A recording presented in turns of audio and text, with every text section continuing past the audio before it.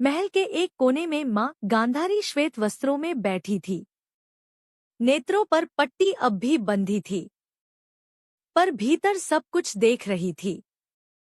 पश्चात सुनाई दी।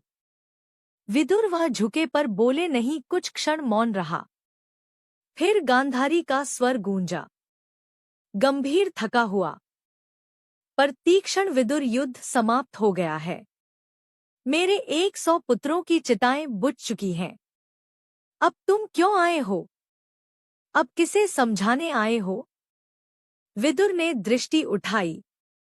उनकी आंखों में करुणा नहीं, कुछ और था, जैसे कोई बोझ जो अब उतरेगा।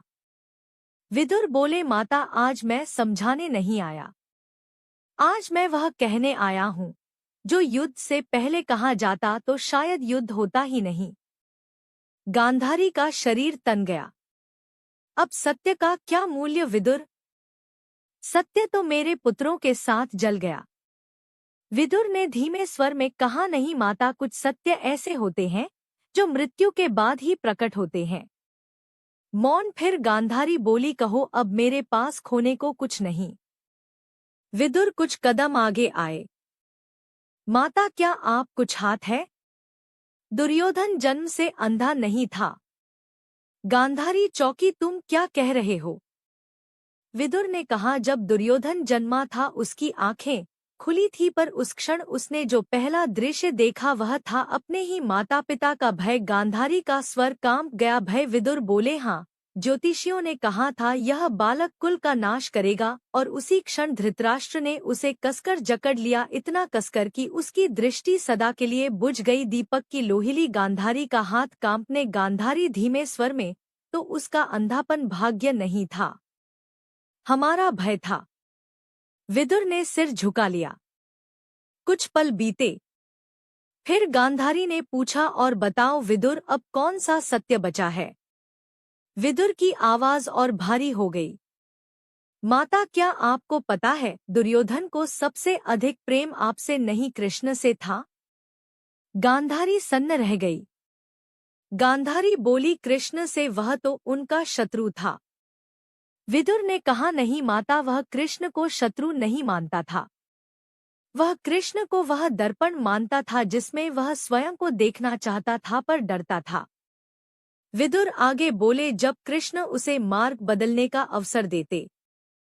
दुर्योधन रात में रोता था, पर सुबह अपना वही कवच पहन लेता था, अहंकार का। गांधारी के होंठ कांपे तो वह जानता था कि वह गलत है। विदुर बोले, हाँ माता, और यही उसका सबसे बड़ा श्राप था, सत्य जानकर भी उसे छोड़ ना पाना। अब महल का मौन भारी हो चुका था। गांधारी ने गहरी सांस ली और तीसरा सत्य, विदुर, क्योंकि मैं जानती हूँ तुम अभी पूर्ण नहीं हुए हो। माता, क्या आप जानती हैं कि युद्ध के अंतिम दिन कृष्ण ने दुर्योधन से क्या कहा था? गांधारी बोली, नहीं। विदुर बोले, कृष्ण ने कहा, यदि तू चाहे तो अभी भी यह युद्ध रुक सकता है।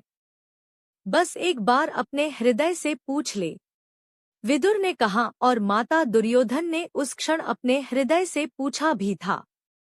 गांधारी कांपते स्वर में फिर विदुर और उसके हृदय ने कहा, यदि तू झुक गया तो इतिहास तुझे क्षमा कर देगा, पर तू स्वयं को कभी क्षमा नहीं कर पाएगा। भी बोली, तो मेरा पुत्र अधर्म से नहीं, अपने डर से हारा। विदुर ने सिर झुका दिया, हाँ माता, और यही डर संपूर्ण कुरुवंश को ले डूबा। गांधारी, विदुर, अब समझ आया कि सबसे बड़ा अंधापन आंखों में नहीं, अहंकार में होता है।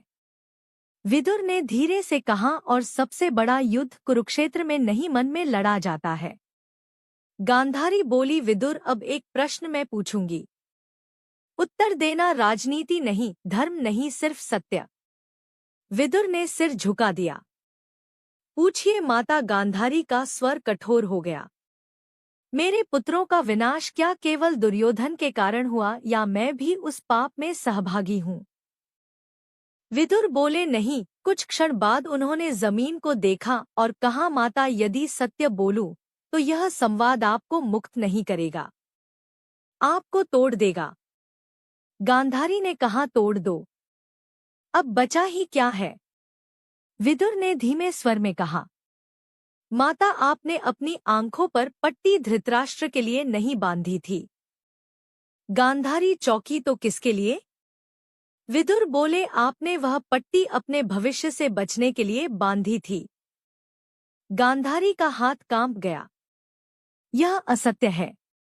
विदुर बोले, नहीं माता, आप जानती थी जिस स्त्री की दृष्टि तेज होती है वह अपने पुत्रों के अंत को सबसे पहले देख लेती है। विदुर ने आगे कहा, आपने आंखें नहीं बांधी थी। आपने दृष्टि का भार अपने भाग्य पर छोड़ दिया था। गांधारी कांपते स्वर में, तो मेरे पुत्रों का रक्त मेरी उस पट्टी में भी था। विदुर ने उत्तर नहीं दिया और यही उत्तर था। कुछ क्षण बाद गांधारी बोली, और धृतराष्ट्र, क्या वह केवल अंधा राजा था? नहीं माता, धृतराष्ट्र आंखों से अंधे थे पर निर्णय से नहीं। गांधारी ने कहा, तो फिर उन्होंने रोका क्यों नहीं? विदुर बोले, क्योंकि जिसे पहली बार शक्ति मिलती है वह धर्म नहीं देखता। वह केवल अपनी संतान को सिंहासन पर देखना चाहता है। विदुर रुके, फिर बोले, माता, धृतराष्ट्र जानते थे कि दुर्योधन अधर्म पर है, पर वह यह भी जानते थे कि यदि वह हारा तो इतिहास केवल युधिष्ठिर को राजा मानेगा, उन्हें नहीं। गांधारी की आंखों से आंसू नहीं गिरे। तो यह युद्ध राजाओं का नहीं, माताओं पिताओं की कमजोरियों का था। गांधारी ने अंतिम प्रश्न पूछा।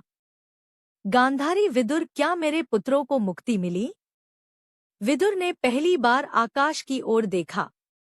माता, कृष्ण ने युद्ध के बाद एक भी कौरवात्मा को तुरंत स्वर्ग नहीं भेजा। गांधारी स्तब्ध। क्यों? विदुर बोले, क्योंकि वे सभी एक ही प्रश्न लेकर मरे थे। यदि हमने सुना होता तो क्या यह सब टल जाता? विदुर ने कहा, कृष्ण ने कहा था, जिसका पश्चाताप जीवित है वह आत्मा मरी नहीं। तो मेरे पुत्र अब भी किसी उत्तर की प्रतीक्षा में है। विदुर, हाँ माता, और वह उत्तर किसी देवता के पास नहीं, आपके हृदय में है। गांधारी उठी, पट्टी को अग्नि में डाल दिया। विदुर, आज पहली बार मैंने युद्ध के बाद देखा है। विदुर ने कहा, और आज पहली बार हस्तिनापुर ने एक माँ को राजा से बड़ा पाया है। दीपक फिर जला, पर अब उसका उजाला कक्ष में नहीं, इतिहास में फैल रहा था। कुरुक्षेत्र की भूमि केवल युद्ध का मैदान नहीं थी, वह भूमि मनुष्य के भीतर चल रहे युद्धों की भी साक्षी थी।